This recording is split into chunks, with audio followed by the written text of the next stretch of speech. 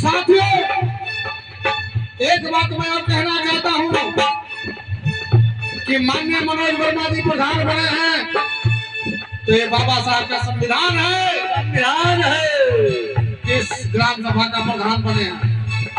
अगर बाबा साहब का संविधान न होता, आरक्षण न होता तो बहुत जैसे मनोज कुमार वर्मा घूम रहे हैं। इसलिए कहना है भैया, विश्व बंधुत्व का पाठ पढ़ा,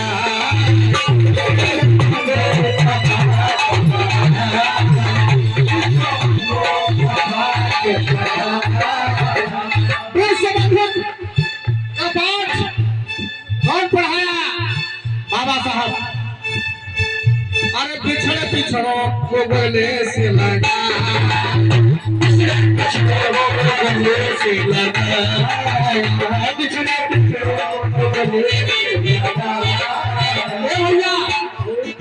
जब साइमन कमीशन 1928 में आया माननीय पटेल जी, तो सबसे पहले यादव जी के घर गए।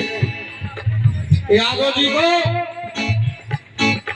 जो इस देश के तथाकथित पाखंडवादी थे, उन्होंने कहा कि यादव जी, अरे तुम तो भगवान श्री कृष्ण के खानदान से ताकत रखने वाले लोग हो, तुम कहे डॉक्टर अम्बेडकर के चक्कर में पड़े हो? इनको ही नकली वाला पहनाया गया। फिर वर्मा जी के यहाँ पहुंचे,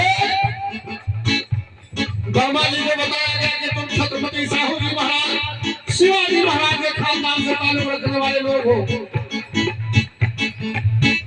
इनसे भी बताया कि तुम इनके चक्कर में काहे पड़े हो। इसी तरह इस देश में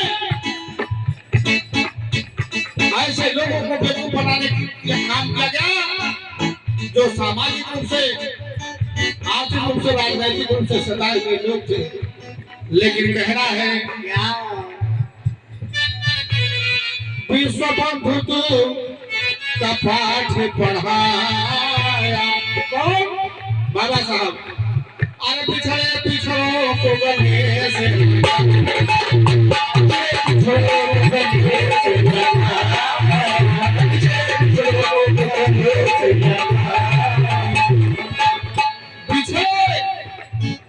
जिन्होंने बाबा साहब की बात को नहीं